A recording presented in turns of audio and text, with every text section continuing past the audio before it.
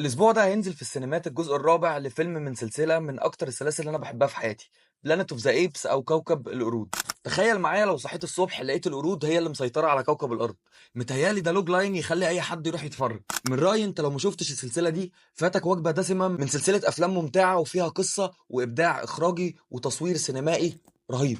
وكمان عايز اقول لك ان سلسله الافلام دي تصلح جدا للمشاهده العائليه، وكل الافلام موجوده بجوده 4K ومش هتشوفها في اي حته على منصه ديزني بلس. سلسله بلانت اوف ذا ايبس هي مبنيه على سلسله كتب بنفس الاسم، وصدرت في الستينات واتعمل منها اكتر من فيلم زمان من اول الستينات، وده يعتبر الريميك الثالث ليها. السلسله الجديده بدات معانا في 2011 بفيلم رايز اوف ذا بلانيت اوف ذا ايبس، وكملت معانا في 2014 بفيلم دون اوف ذا بلانيت اوف ذا ايبس، وختمت في 2017 بور اوف ذا بلانيت اوف ذا ايبس. والجزء الرابع اللي هينزل الاسبوع ده اسمه كينجدم اوف ذا بلانيت اوف ذا ايبس، وده بيحكي بعد مرور كذا سنه من احداث اخر فيلم. وتقييم للثلاث افلام السابقين اللي في السلسله